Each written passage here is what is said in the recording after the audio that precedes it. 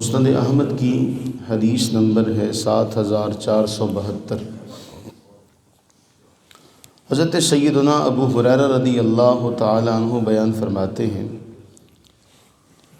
کہ رسول اللہ صلی اللہ علیہ وآلہ وبارک وسلم جمعے کے دن کا تذکرہ فرما رہے تھے، اور اس دوران آپ نے فرمایا ان فی الجمعۃ لساعۃ، کہ جمعے میں ایک ایسا لمحہ بھی ہے، ایک ایسا وقت بھی ہے جمعے کے دن میں۔ فرمایا لا یوافقها رجل مسلم قائم یصلی یسأل اللہ خیرا الا اعطاہ ایاہ، او کما قال۔ فرمایا جمعے میں ایک ایسا وقت ہے جس میں مسلمان بندہ کھڑا ہو کر نماز پڑھ رہا ہوتا ہے، اور اس لمحے کو وہ پا لے، اور اللہ سے جو بھی وہ سوال کرتا ہے اللہ تعالیٰ اسے قبول فرماتا ہے اور سوال اس کا اسے عطا کرتا ہے۔ اور اللہ کے نبی سرور عالم صلی اللہ علیہ وسلم نے اپنے ہاتھ سے اشارہ کیا، اپنے انگوٹھے اور شہادت کی انگلی سے اشارہ کر کے فرمایا کہ وہ بہت تھوڑا سا وقت ہوتا ہے، یعنی بہت قلیل سا وہ وقت ہوتا ہے جس میں اللہ تعالیٰ اپنے بندے کے ساتھ رحمت والا خیر والا معاملہ فرماتا ہے کہ بندہ جو بھی سوال کرے اسے وہ اللہ تعالیٰ کی طرف سے عطا ہوتا ہے۔ اور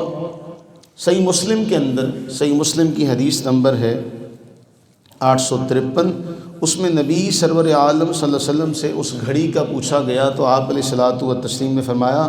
ہیا ما بین ان یجلس الامام الی ان تقضی الصلاۃ۔ وہ گھڑی کون سی ہے؟ وہ گھڑی امام کے خطبے کے لیے منبر پر بیٹھنے سے لے کر نماز کے ختم ہونے تک کے درمیان وہ گھڑی ہے، یعنی جب وہ منبر پر بیٹھتا ہے اس وقت سے لے کے جب وہ نماز مکمل کر لیتا ہے اس دوران کوئی گھڑی ہے، اور اس کے قلیل ہونے کا اشارہ اللہ کے نبی اسلام نے پہلے میں نے ذکر کیا کہ بیان فرمایا۔ پھر شرح السنہ میں حضرت عبداللہ ابن عباس رضی اللہ تعالیٰ عنہما بیان کرتے ہیں کہ انہا فیما بین الاذان الی انصراف الامام، امام کے وہ جو گھڑی ہے وہ اذان سے لے کر، جمعے کی اذان سے لے کر امام کے نماز سے فارغ ہونے تک درمیان ہے۔ پھر شرح السنہ میں ہی حضرت ابو ہریرہ فرماتے ہیں کہ امام کے منبر سے اترنے وقت ہے۔ پھر ایک اور روایت میں نبی سرور عالم صلی اللہ علیہ وسلم نے ارشاد فرمایا کہ وہ جو گھڑی ہے وہ نماز عصر کے بعد سے لے کے غروب آفتاب تک کا جو لمحہ ہے اس میں وہ گھڑی ہے، لہٰذا فلتمیسوہا، اسے دن کے آخری حصے میں تلاش کرو۔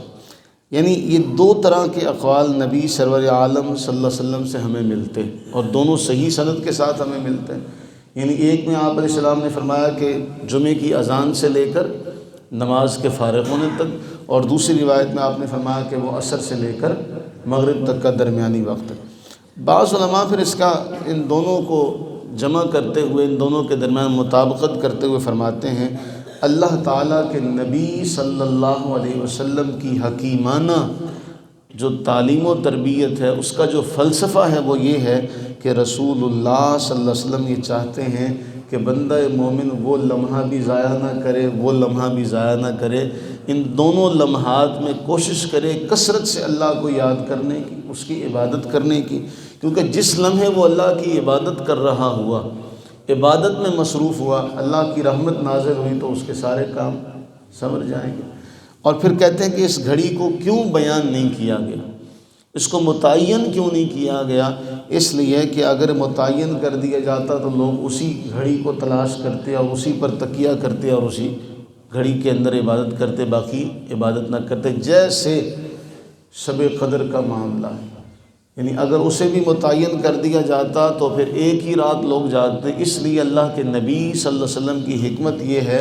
کہ آپ نے فرمایا آخری طاق راتوں میں تلاش کرو کہ کم از کم 5 راتوں میں تو عبادت کریں گے،